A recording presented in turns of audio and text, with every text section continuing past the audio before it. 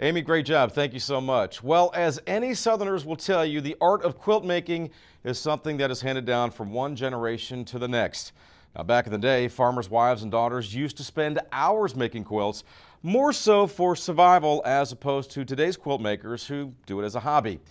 Located in Carrollton, Georgia, the Southeastern Quilt and Textile Museum has managed to capture the rich tradition and history of this art form, with each display showcasing its own special story.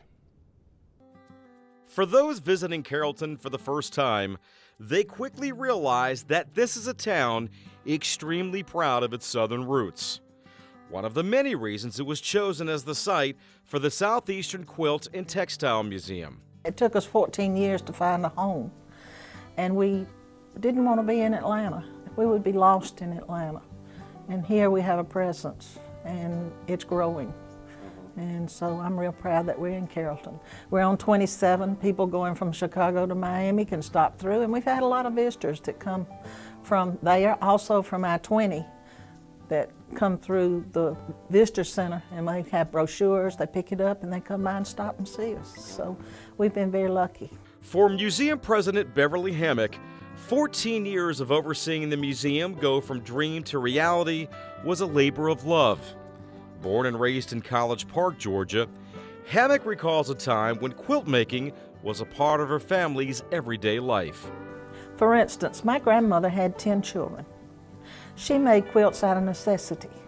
Now, she made quilts out of old shirts, old dresses, any kind of fabric she could find. My mother would always take her old quilts and point them out and say, "That was my dress when I was 6 years old." So she would cut up any kind of material and make quilts, and that's what Southern women did for many years. It just was a tradition, but it was a necessity. You know, they couldn't go in stores and buy blankets and things like that, so they made what they had to sleep with. As the only true quilt museum featuring only quilts in the Deep South, HAMMACK tells me that plans are already in the works to expand the museum. However, just like when one is crafting his or her quilt, the expansion process will take time and patience. We don't have a lot of money. We're not like the big quilt museums that have large families that are very wealthy, or universities that give them great amounts of money. We don't have that. We work purely on volunteers. Our Quilt Guild in Carrollton gives us volunteers who come in and help sit so people can come and visit. And we're just a group of people, and I was going to say women, but they're more than women. We have men quilters also, and they do a great job, but a lot of the husbands help us and they build things, so we're getting by, and we're very proud of what we've done. Like the people who make them, no two quilts are exactly alike.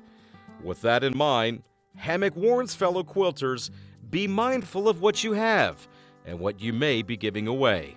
Quilts are really valuable pieces of art, and if I could get people to understand one thing is, don't sell any quilt you have short. You need to hold on to it, you need to take care of it. And you can go to places where they'll appraise quilts and tell you how much they are worth. We've got quilts in our collection that have been valued at between $5,000 and $10,000 just for one quilt.